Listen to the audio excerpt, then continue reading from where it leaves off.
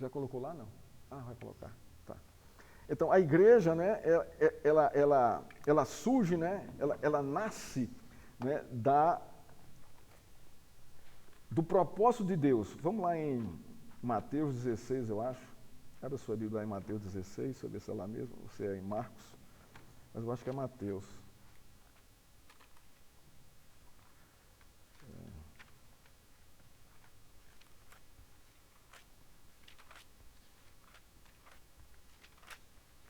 Ela nasce justamente Mateus 16, né? Mateus 16, do verso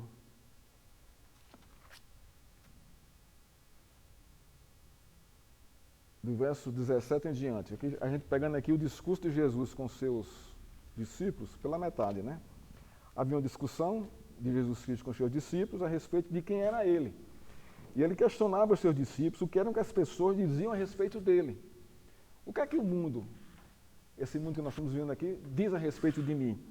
E aí eles responderam que uns dizem João Batista, outros dizem Elias, outros dizem que é Jeremias, ou um dos profetas. Então a gente vê que a concepção, né, do povo a respeito de Jesus Cristo está ligada a esses profetas. Mas ainda sem uma definição, né, exata realmente de quem é Cristo.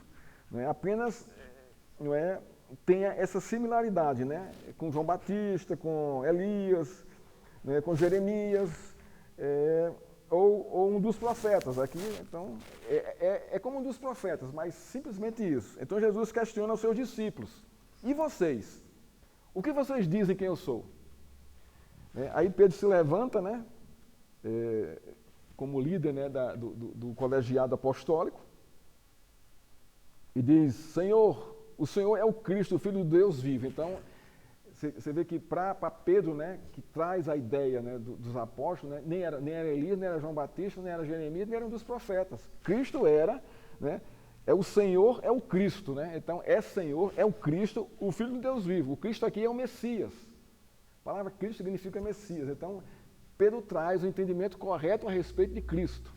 E aí, Jesus diz, então, Jesus lhe afirmou, bem-aventurado é você, Simão Barjonas. Olha só. Porque não foi carne e sangue que revelaram isso a você, mas meu Pai que está nos céus. Então, veja só. A revelação de Pedro não nasce fruto do entendimento lógico dele. Não. Foi Deus que abriu o entendimento de Pedro e revelou a Pedro quem era, descortinou para Pedro quem era Jesus Cristo, naquele contexto. Né? Tá, o 18. Também eu lhe digo que você é Pedro, e sobre esta pedra edificarei a minha igreja, e as portas do inferno não prevalecerão contra ela. Então a gente tem aqui o fundamento, a origem da igreja e o seu propósito. Né? Ele fala aqui que a igreja vai ser edificada e as portas do inferno não prevalecerão contra ela. Então ela vai avançar. O seu propósito é de avanço, é de propagação, não é, do Evangelho. E isso não foi fruto de Pedro, nem foi fruto dos apóstolos, nem foi fruto de homem algum e nem foi fruto do Papa, do catolicismo romano. A igreja, ela nasce, né, do propósito de Deus em Cristo. Esse é o ponto aqui. Porque é Cristo que está afirmando isso aqui. Eu edificarei a minha igreja. Sobre a base da doutrina apostólica, que Pedro aqui representava os apóstolos, né? E sobre esta pedra, que é você, ela vai ser edificada. Quando fala que Pedro ali é pedra, irmãos, é uma pedrinha, não é a rocha, é a pedra. E está significando isso, que Pedro representava o colegiado apostólico. E nós temos nas cartas, né, o quê? A doutrina apostólica. É em cima dessa doutrina, desse fundamento apostólico, que a igreja está sendo edificada. Mas a ideia e o propósito é de Cristo, é de Deus em Cristo. Então, por isso ele é o cabeça da igreja. Ele é o cabeça. Não é? Ele é aquele que tem a mentoria da igreja, não é? Com a sua doutrina, com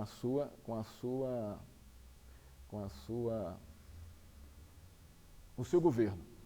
Então nós paramos aqui, os principais sistemas de governo, episcopal, congregacionais e presbiteriano. O que isso significa? Né? Quando nós falamos Quando nós tratamos de eclesiologia, né, nós vimos já nas aulas passadas, né, algumas características da igreja, né, e a gente viu que nós temos a igreja visível e militante, é essa que nós estamos aqui participando dela, e tem a igreja invisível e triunfante, que é aquela igreja que já está no céu, os crentes que já foram, que cumpriram a sua tarefa aqui na terra, estão com Cristo no paraíso, né, e estão lá, são lá triunfantes, como diz a palavra de Deus, né, que nenhum crente se perde.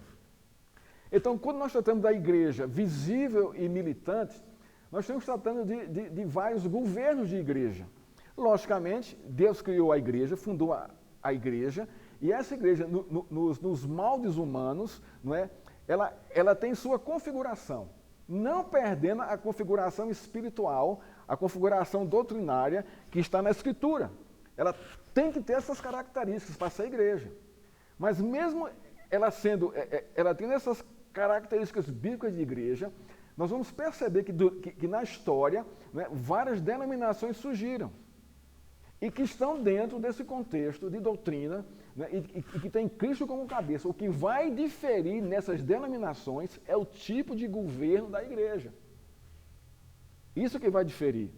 Mas o conteúdo, a doutrina, os princípios, não é, as características de uma igreja séria, pregação da palavra, ministração dos sacramentos e disciplina, isso são características básicas da igreja de Cristo, de uma igreja saudável de Cristo. Contudo, dentro desse contexto, dessas características, existem os tipos de governo da igreja. Não é? Então, quando você vê a igreja batista, o que a nomenclatura deve nos dizer ali? O tipo de governo dela. Não é que ela tem fundamento em João Batista, não é isso que está ali. Não é? Quando eu vejo assim, as igrejas episcopais, o que é que está me dizendo aqui? Está me dizendo o tipo de governo dela. As igrejas congregacionais, o tipo de governo dela. E as igrejas presbiterianas, o tipo de governo dela. Vocês estão me entendendo? Todas elas são cristãs, estão fundamentadas na Escritura. O que diverge de uma para a outra não é a doutrina em si, que nós comungamos com todas essas aí. Todas essas. Nós temos pontos em comum doutrinários. Por exemplo, nós cremos em Cristo como nosso único e suficiente Salvador e Senhor? Sim, eles também. Nós cremos na doutrina bíblica, na Bíblia como a única regra de fé e prática? Sim, eles também. Nós oramos a Deus em nome de Jesus Cristo? Sim, eles também. Eles creem no só batismo? Também. Apesar de haver diferentes modos de batismo entre esses governos de igreja. Então há princípios que trazem comunhão entre todas esses governos eclesiásticos. Não é? Nós não estamos isolados no mundo. A igreja presbiteriana não é a única correta no mundo. Não é, isso é errado pensar assim. É errado pensar assim. Não é? Nós temos o cuidado de estar mais próximo da doutrina, sim, temos esse cuidado. Mas isso não quer dizer que nós somos os únicos corretos. Não, é errado pensar assim. Porque tem muita igreja, irmãos, episcopais e congregacionais sérias e reformadas, né, como a gente aqui. O que diverge disso é o governo delas. Vamos tratar disso aqui. O que é um governo episcopal? Episcopal vem de bispo, né? É o governo da igreja onde o bispo, ele governa a igreja. O pastor, ele governa a igreja. Ele não tem nem presbíteros e nem diáconos. Ele não tem um conselho. Ele mesmo, e também não depende da assembleia. Ele mesmo, não é? Ou o seu corpo de pastores, né, se tiver um ou dois ou três, governa a igreja. Então, é episcopal. Algumas igrejas que são episcopais entre nós, está muito claro, né? As igrejas pentecostais, todas elas são, hoje, no geral, episcopais. O pastor é quem governa a igreja. A palavra do pastor é a palavra final. Se ele for um homem temente, quebrantado e aplicado às escrituras, a igreja vai crescer do mesmo jeito. Ele sofre a carga, muito grande sobre isso, né? Não seria o melhor governo, mas eu diria que também não é um governo que não deve existir. Né? Não é o melhor governo, porque está tudo está sobre ele. Tudo sobre ele. Qualquer problema na igreja é o pastor que resolve. E isso não é bom. Isso não é bom. A gente tem uma passagem no Velho Testamento, quando Moisés se encontra com Jetro, né? E Jetro diz assim para Moisés: se você não colocar liderança, se você não formar a sua liderança, você não vai dar conta desse povo. Você não vai suportar a carga, não é, de estar sozinho, né, governando esse povo aqui pela peregrinação. Foi o que Moisés fez. Reuniu e dividiu, né, dividiu o povo em grupos e colocou sobre cada um os seus líderes. Então ali houve uma divisão do governo, né, naquela época ali. Então não seria bom, não é bom, não seria bom. É errado, eu não consideraria errado, irmãos, não é? Porque eu não estou nesse contexto. Tem muito pastor sério, não é? Muito pastor sério, pastor firme, né, que governa muito bem sua igreja. Claro, só a gente conta nos dedos, mas existe. O outro governo são os governos congregacionais. Então já está dizendo, a congregação governa a igreja. A assembleia governa a igreja. Não é o pastor que governa a igreja, o pastor está sujeito à assembleia. Não é? Aí nós temos o que? As igrejas batistas, congregacionais, não é? Nós temos as igrejas, eu creio que só essas duas ramificações, batistas, congregacionais, eu não vejo outras não. Então, a Assembleia decide o rumo da igreja. Não é? É ruim? É bom? Olha, tem suas vantagens e tem suas desvantagens. Não é? Por exemplo, no processo disciplinar, não é?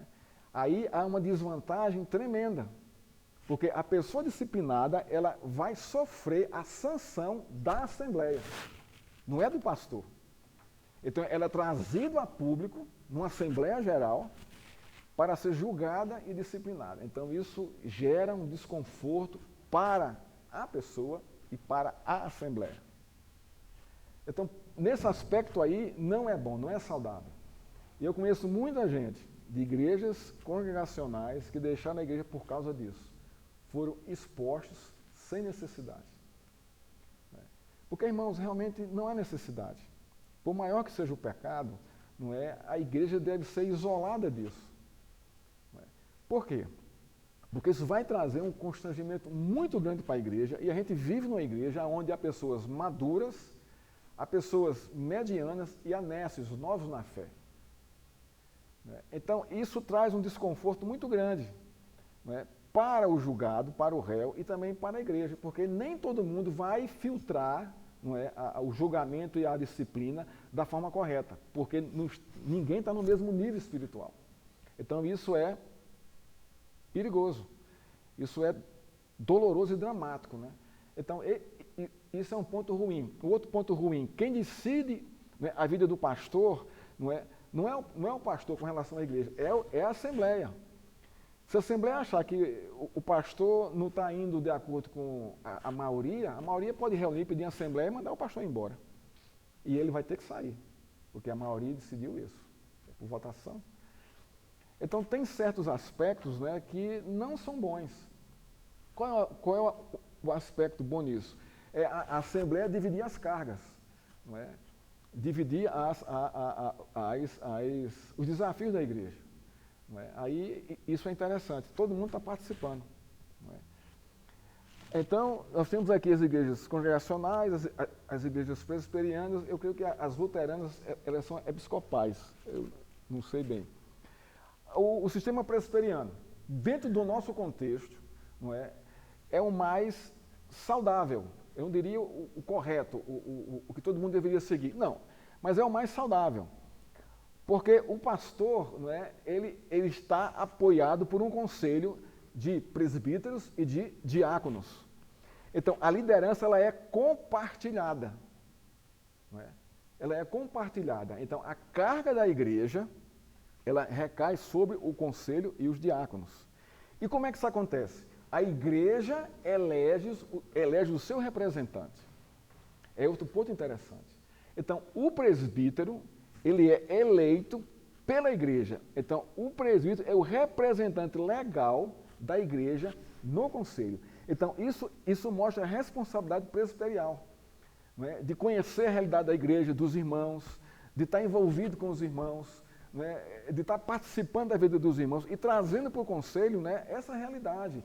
E o conselho junto vai conversar e vai discutir, né, e montar os projetos, né, para a igreja. Então isso é muito saudável. Então, se o irmão tem uma contenda com outro irmão, não é? Ele pode chamar o presbítero para apaziguar isso aí. Então ele é um intermediário nesse contexto aí. Então tem suas vantagens aí. Tem suas vantagens. Por exemplo, no caso da disciplina, não é? Houve uma disciplina aqui na igreja, veja só. Né? O irmão não vem. Você não chama o irmão aqui à frente. Você chama o irmão ao conselho. O conselho senta, ouve o irmão, e conforme o irmão, a posição dele, o conselho disciplina o irmão. E comunica à igreja, sem comunicar o nome do irmão, nós temos o irmão em disciplina. Ponto final. Então você preserva a igreja e preserva o irmão em disciplina. Você não expõe o irmão, nem expõe o pecado dele. Na congregacional, no sistema congregacional, você vai expor o irmão e o pecado dele, que a igreja vai ter que julgar. No episcopal, não, você conversa com o pastor lhe disciplina. Mas também no episcopal, os pastores lançam, né, a disciplina para a igreja. Fulano foi disciplinado por isso, isso e isso.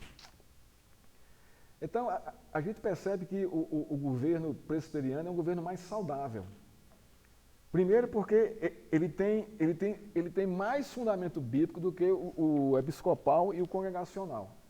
Se você observar aqui, você vai ver presbíteros e diáconos em todas as cartas do Novo Testamento. A formação do corpo diaconal, a formação dos presbíteros. Né? Paulo tinha uma linha muito clara a respeito disso. Né? Ele manda, né, que os seus líderes, os seus discípulos, eles criem, formem o conselho da igreja, levantem presbíteros. Né? A gente vê, quando a gente pega a carta de Timóteo, né, a gente vê as qualificações, né, para o presbiterato e para o diaconato. Então, há uma preocupação da igreja nesse sistema de governo. Então, e nós estamos justamente copiando isso aqui, porque é saudável isso. Os concílios também, é mais fácil se tratar disso, não é? Na questão da vida da igreja. Não é? E é muito mais saudável. E preserva tanto a igreja como o nosso irmão. Então, quando você via a nomenclatura da igreja, não é, da denominação, ela está mostrando ali que tipo de governo tem naquela igreja.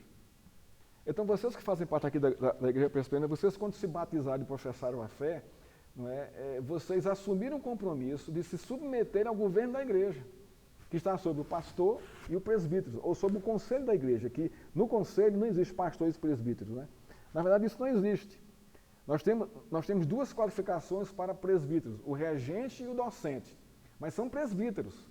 O regente faz o quê? Ele governa a igreja, a parte administrativa, e também participa da parte espiritual. Mas o foco central dele é a administração da igreja. E o presbítero docente é aquele que ensina, que ministra, que é mestre da igreja, que convida, que chama, que forma o seu corpo, né, dos seus mestres para ensinar na igreja. Né? Então, mas todos são presbíteros. Quem são os diáconos? São inferiores aos presbíteros de forma alguma. Porque da mesma forma que Paulo fala sobre o chamado presbiteral, Paulo também usa as mesmas características e os mesmos princípios para o chamado diaconal, do diácono. É a mesma responsabilidade. O que é o diácono? O diácono é aquele que zela por todo o patrimônio da igreja. O patrimônio físico e o patrimônio humano da igreja. O diácono está muito mais entre os irmãos, né, do que os presbíteros, do que o pastor. O diácono, ele sabe de toda a vida da igreja, pela sua convivência com os irmãos. Né? Então, ele tem também esse papel de aconselhar, de evangelizar, de pregar, de comunicar aos presbíteros, olha, a família de fulano está passando necessidade, o presbítero traz ao conselho, o conselho toma providência e vai lá e supre. Então, o diácono, ele tem esse olhar amplo, não é, para o governo da igreja, junto com os presbíteros e junto com o pastor, e junto com o conselho, né? Então, é mais saudável isso. A gente descansa mais, porque a gente divide as tarefas, né? A gente divide da forma correta. Cada um é chamado segundo, né, a sua vocação. E aí desenvolvam. Se você pegar o livro de Atos, você tem lá Estevão, que era um diácono Estevão, né? O cara ele pregava, ele ensinava, ele tinha uma vida proativa na igreja. Não é? E assim deve ser a vida dos diáconos, não é? Se envolverem com a igreja. Não precisa fazer um trabalho extraordinário, ninguém está querendo isso aqui. Mas que se faça o simples com excelência.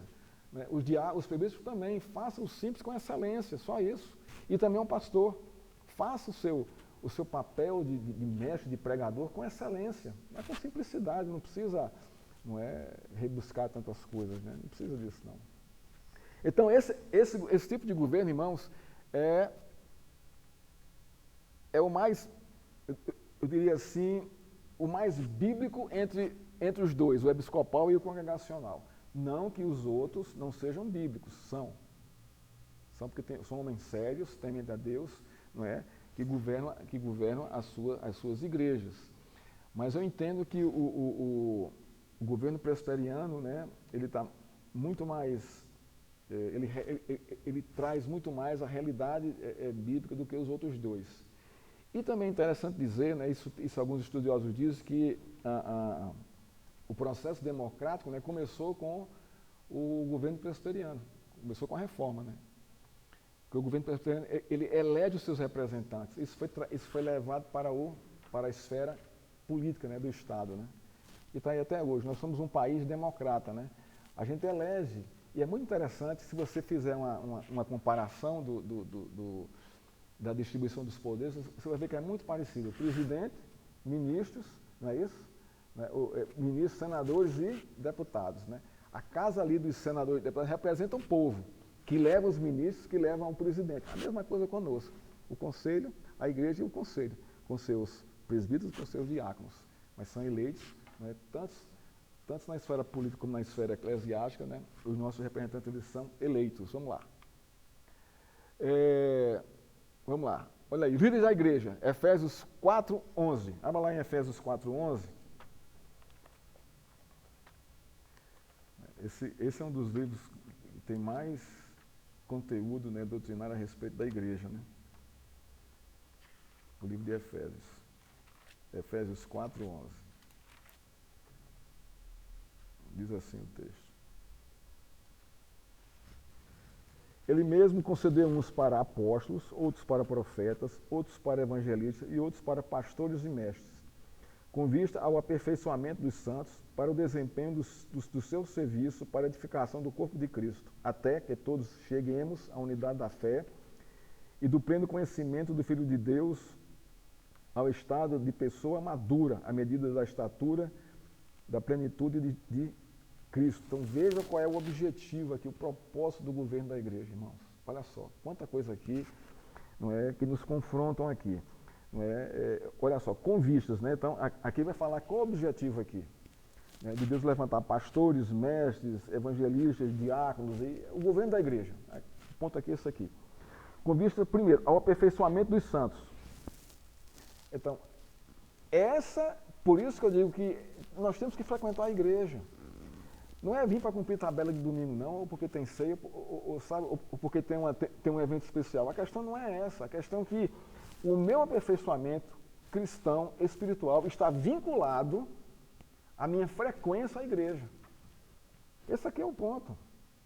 A frequência à escola dominical, a frequência aos cultos, aos cursos, aos seminários que a igreja oferece.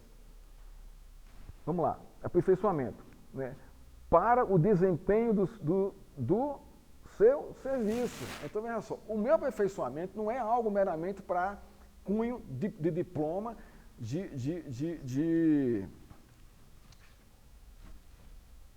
para aumentar o meu orgulho, o meu conhecimento. Não é para isso a questão do meu aperfeiçoamento, é para o desempenho do meu serviço aonde? Na igreja, com os irmãos. A questão aqui é essa. Aqui não é para poder encher meu currículo vitae, não. Ah, eu tenho um curso disso, curso daquilo na igreja. Não, não é isso a questão aqui.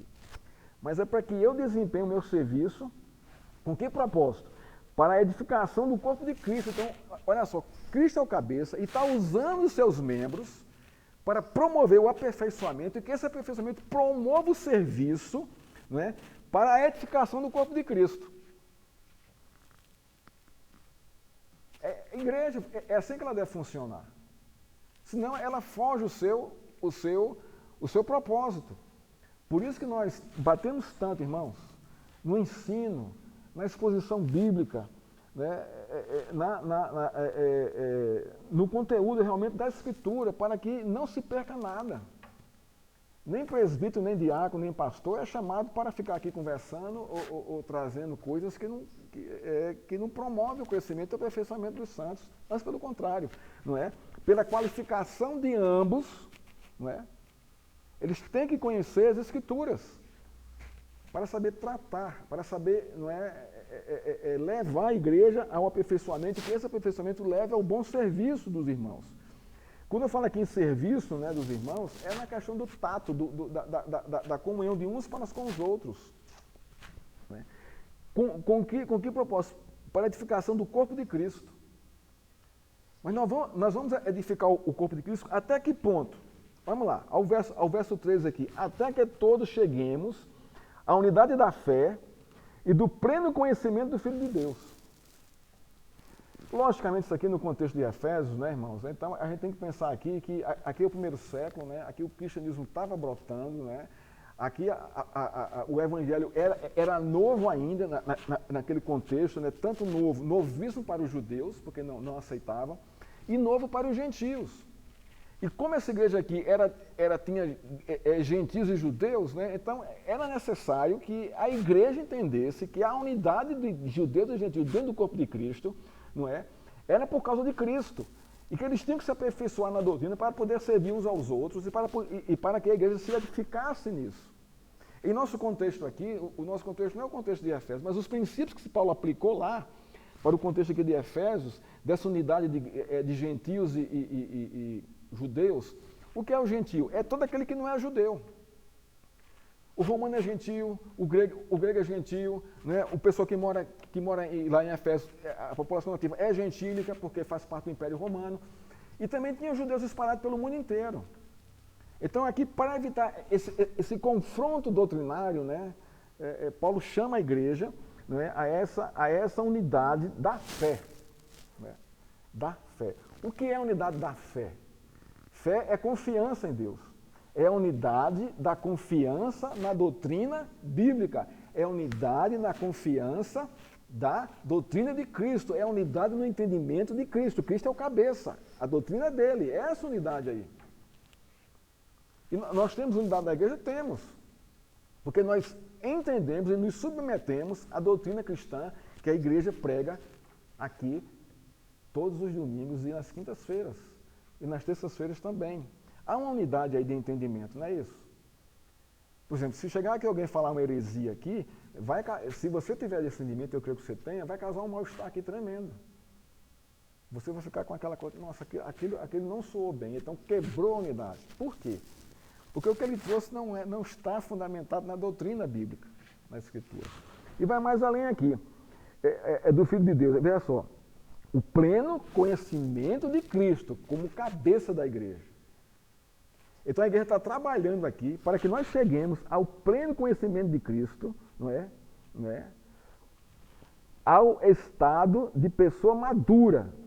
Então, o aperfeiçoamento aqui deve nos trazer maturidade, à medida da estatura da plenitude de Cristo. Nós temos aqui o conhecimento de Cristo, através da unidade da fé, por meio do serviço. Nós temos aqui, não é, a maturidade para a plenitude em Cristo Jesus. Nós temos aqui duas coisas aqui da igreja muito claras aqui.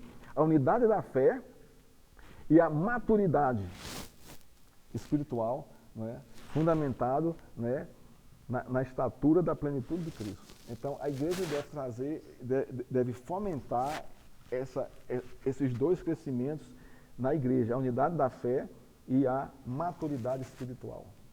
Pessoas maduras, que sabem olhar o contexto aí fora e discernir por meio da Escritura. E não ser levado por qualquer onda de ideologia, de moda, de teologia liberal e por aí vai. E isso está assim, hoje em nosso meio, né? Então, isso é a questão da igreja, a função dos presbíteros e do pastor, o regente e o docente. E também dos diáconos, não é? Dos diáconos. Os diáconos não fogem a esse princípio aqui, não. Eles têm essa mesma função, não é? E nós temos ali, no nosso caso aqui, o conselho, formado por presbíteros e pastores, o conselho da igreja. Alguns conselhos até chamam, né, diáconos para participar também, isso é saudável, né, que também participe dessas reuniões. É muito saudável também. Mas os diáconos, eles também têm o seu conselho diaconal, que se reúnem para discutir, para conversar. E o pastor é membro efetivo de um e de outro, né? O pastor deve participar dessas reuniões, para estar tomando conhecimento, né? Então, esse é o governo da nossa igreja, né? Presbíteros, diáconos, aí se forma o conselho, não é? A cabeça da igreja, o cabeça da igreja, né? Cristo é o único cabeça da igreja, portanto, o governo da igreja é cristocêntrico. Só Cristo pode governá-la. Efésios 1, 22 e 23. Como é que Cristo governa a sua igreja, irmãos? É uma boa pergunta, né? Através de quê? Dos seus servos. No caso aqui, do seu conselho, não é?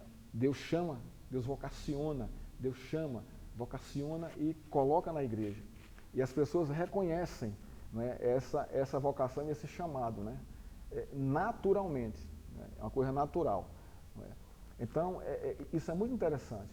Não é? Então, Deus governa a sua igreja através dos seus servos, no nosso contexto aqui, através do seu conselho, do conselho dessa igreja, presbíteros e diáconos. O governo de Cristo na igreja é através desses homens. São chamados para isso. Então Deus confia a esses homens, não é, o governo da sua igreja. Olha só que privilégio, irmãos. Que privilégio. Consequentemente, todo privilégio demanda responsabilidade. Não existe privilégio por privilégio, não. Você demanda sempre responsabilidade. Não é? Você está numa empresa, não é? Você foi promovido a um cargo mais alto. Não é? O que é que esse cargo mais alto está trazendo para você? Mais responsabilidade. Não é verdade, Jane? Quem trabalha aqui sabe disso. Não é não? Rodrigo, Adriano, não é? Moreira, não é? Rafael também, a gente sabe disso, irmãos. Não é? Fátima Batella também, que também trabalha, sabe disso. Né? Quanto mais clientes nós temos, mais responsabilidade sobre eles. É um privilégio, que nós vamos ser agraciados com vários benefícios aí, mas não é só os benefícios. Se você titubeia na sua função, você é destituído do cargo. Isso é muito claro isso. Então, o privilégio, ele acarreta, né? ele traz no seu conteúdo a responsabilidade. Efésios 1, 22 e 23. O texto diz assim: e sujeitou todas as coisas debaixo dos seus pés, dos pés de Cristo, e para ser o cabeça sobre todas as coisas, o deu à igreja, o qual é o seu corpo, a plenitude daquele que tudo enche em todas as coisas. Cristo é o cabeça da igreja. Agora aqui, algo aqui tremendo aqui. Não é? Tudo está sujeito a Ele. Vocês estão lembrados do finalzinho de Mateus? Né? Vai para lá em Mateus, no finalzinho, no último capítulo de Mateus. No último discurso de Jesus Cristo aqui. Lá no verso Mateus 28, 18. A gente passa por esse texto aqui e às vezes a gente não percebe isso. Isso aqui é Jesus falando para os discípulos, né? Para os 11, né? Aqui, caso Judas já tinha sido morto, né? Tinha se matado, né? Então, estava aqui só os 11. Então Jesus diz assim: Jesus, aproximando-se, falou-lhe dizendo, a quem? Aos discípulos. Eu quero pegar essa frase dele aqui, ó. Ele confessa isso. Aqui é a palavra de Cristo sobre si mesmo. Toda autoridade me foi dada no céu e na terra. Aqui, Efésios, né? E sujeitou todas as coisas debaixo dos seus pés, dos pés de Cristo. Então, toda autoridade foi dada a Cristo, nos céus e na terra. Ele é o cabeça da igreja. Não é? E sobre todas as coisas o deu à igreja. Aí ele passa isso para a igreja. Essa autoridade, né, do ensino, do testemunho, né, ele passa para a igreja, para que a igreja divulgue, proclame aí fora. Mas ele é o cabeça da igreja. Não existe papa aqui. Não existe papa. E nem o pastor é o cabeça da igreja. Como muitas vezes, né, a gente percebe e vê isso na história. Esses homens que se intitulam, né, insubstituíveis, se intitulam muito poderosos, que se ele sair a igreja vai falir, vai fechar. Isso não existe, irmãos. Porque a igreja não é minha. A igreja não é minha e não é de pastor nenhum.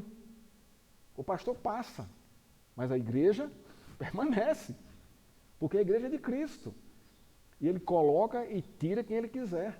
Ele faz o que ele quiser com a igreja. Não pense que a igreja fechada na Europa não tem ali a mão de Cristo ali. Tem, é juízo. É juízo. Porque a igreja apostatou da fé. Né? Paulo fala sobre isso não sei se é em Malaquias ou em Ageu, né? Que ele fala, olha, é melhor que vocês saiam e aquele último que sair da igreja apaga a luz e fecha a porta, porque o que vocês estão me oferecendo aqui, isso não é culto. Isso não é culto. É melhor fechar a igreja. Porque é meu nome que está em jogo aí. Não é? E isso torna o cabeça da igreja. Deus tanto abençoa a sua igreja, como ele disciplina a sua igreja. Esse é o ponto. Ele disciplina por onde? Por meio da sua liderança. Quando a liderança é boa, Deus abençoa a igreja. Mas quando a liderança é ruim, né, ele detona com a igreja. Detona com a igreja. Ele traz costumes, traz doutrinas, ele começa a tirar a igreja do prumo correto. E toda a igreja vai cair com ele, se não perceberem isso. Não é? Porque, irmãos, a nossa tendência é a facilidade, é a frouxidão. A gente gosta disso. Né? A gente gosta disso. Por isso que para muitos o trabalho é um fardo. O que não deveria ser o cumprimento de um mandato social, trabalho, né?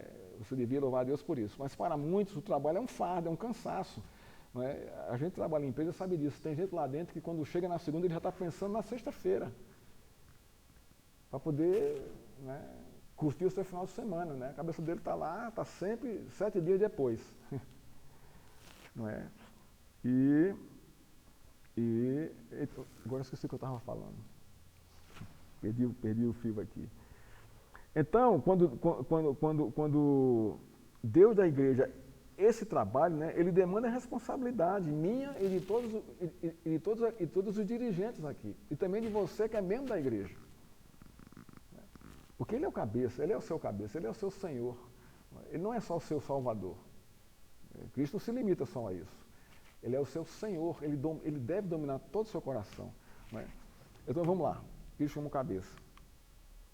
Então nós chegamos aqui à nossa conclusão. Deixa eu ver se faltou alguma coisa aqui.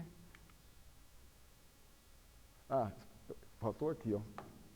Eu parei aqui aula passada. Unidade e diversidade da igreja. Né? A unidade da igreja. Né, nós temos aqui a fidelidade, a unidade da igreja. Então nós temos aqui 3 características que vão pontuar a unidade da igreja, seja ela em qualquer governo. São 3 características básicas aqui que promovem, que mostram, que revelam a unidade da igreja. Primeiro, a pregação fiel da palavra. Está lá em Efésios 4:3. Então, toda a igreja cristã, protestante, deveriam ser fiel à pregação da Escritura. O pastor não deveria vir para cá para contar caso, contar suas experiências, ou dar seu testemunho, não. Ele sobe ao púlpito com um só objetivo: expor a Escritura e aplicar à igreja a Escritura. Esse é o papel dele. Também dos presbíteros e dos diáconos. Segundo, a administração dos sacramentos, como vamos ter aqui hoje. Nós temos 2 sacramentos deixados por Cristo só: batismo e ceia. Então, ser fiel a isso e não inventar outros sacramentos. É isso, só isso. E a disciplina eclesiástica. Disciplinar, em nosso contexto, irmãos, veja só, não é a disciplina punitiva, como nós temos a ideia disso. Não é? Isso colocado pela própria tradição familiar e pela educação que nós tivemos, educação escolar e acadêmica. Né? A disciplina sempre foca a questão só punitiva. Não é? A gente sabe disso, né? Quando o nosso filho desobedece, né, a gente parte logo para a palmada. A gente não conversa antes e explica por quê ele fez errado. Né? A disciplina de Deus é justamente dessa forma. Ele chama para junto e vai disciplinar por meio da correção. Abra aí em 2 Timóteo. É um texto muito interessante que fala sobre a disciplina eclesiástica. Né? Acho que Timóteo 3,16, se não me engano. Timóteo 3,16.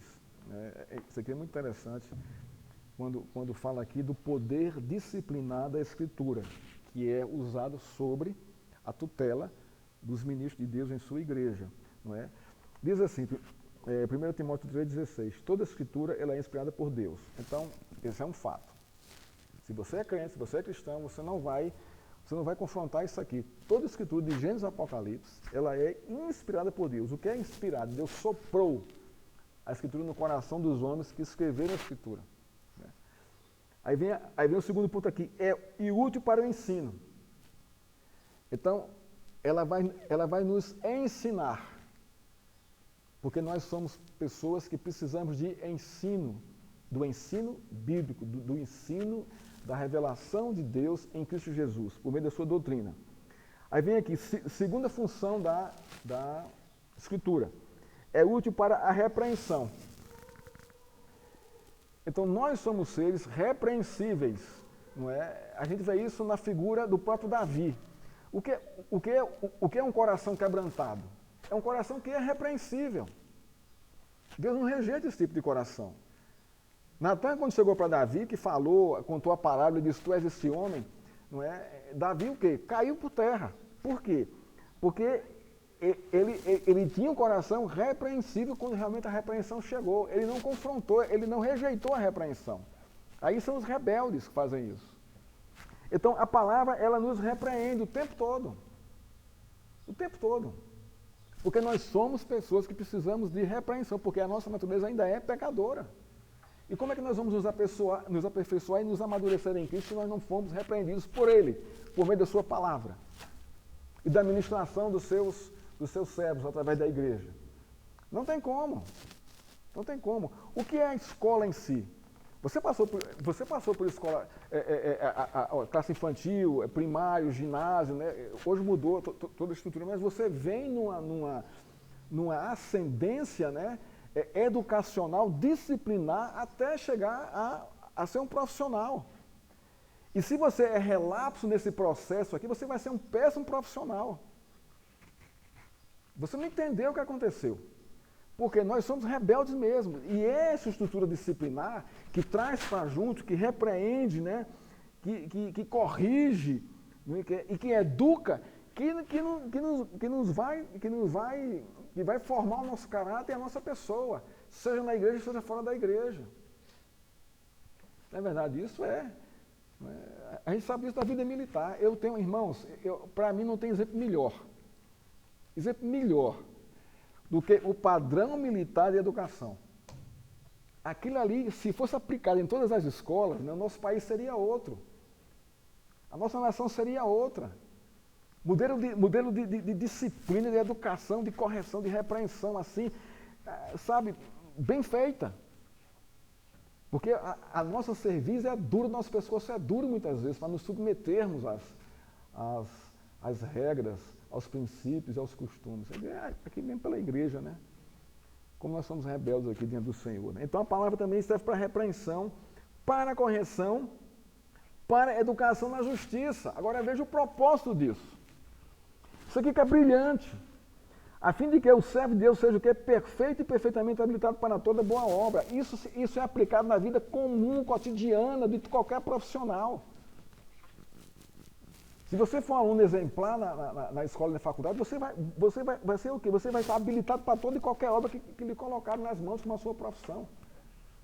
Não é verdade? Você está vendo que o princípio está dentro da igreja e é também aplicado lá fora, mas lá fora ninguém percebe isso, porque não leva a sério isso aqui.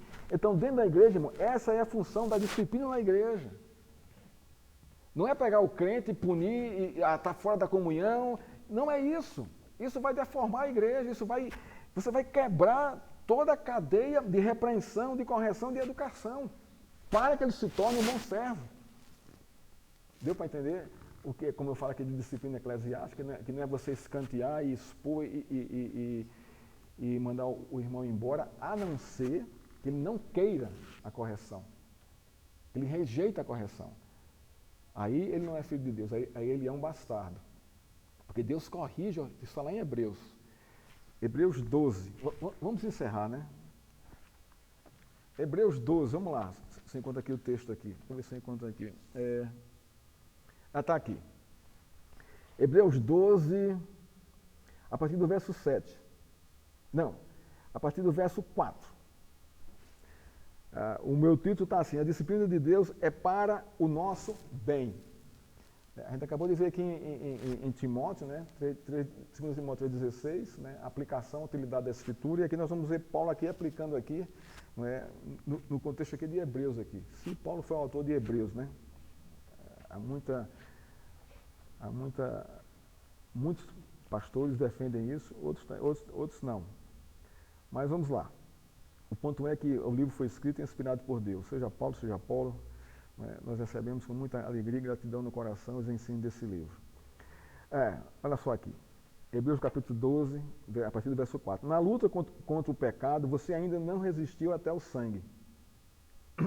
Vocês se esqueceram da exortação que lhes é dirigida como a filhos, então veja só. Então aqui Paulo vai falar aqui que a exortação de Deus é dirigida aos seus filhos.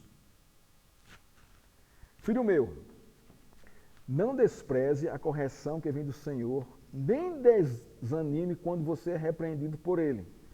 Porque o Senhor corrige a quem ama e castiga todo filho a quem aceita. Está aqui o princípio da disciplina eclesiástica. Nós corrigimos, nós disciplinamos, primeiro porque Deus ama essa pessoa, segundo porque nós amamos. Agora, quais são aqui os princípios? Não despreze e não desanime. Que essa é a tendência. Quando nós somos disciplinados, é nós desprezarmos e nós desanimarmos. Aí o verso 7, é para a disciplina que vocês perseveram. Deus os trata como filhos. E qual é o filho a quem o pai não corrige? É uma pergunta retórica. Todo pai que ama corrige. Mas se estão sem essa correção, da qual todos se tornaram participantes, então vocês são bastardos e não filhos. Então, se a igreja não disciplinar os seus membros, vai tratá-los como bastardos. Então, irmãos, Deus nos disciplina todo o tempo, porque Ele nos ama. Mas é uma disciplina, né, para crescimento, para que nós nos tornemos, como está lá em 2 Timóteo 3,16. É isso? Ok. E a diversidade da igreja? Efésios 4, 7 a 15. Nos dons, nos serviços e no testemunho. Essa é a nossa diversidade. Não é diversidade doutrinária, não é isso. É diversidade nos dons, nos serviços e no testemunho. Efésios 4, 7 a 15. Então, nós, chegamos à nossa conclusão. Ali está a fonte bibliográfica, As Grandes Doutrinas da Graça, do pastor Leandro Lima, esse foi o livro que eu pesquisei, e a Bíblia NAA.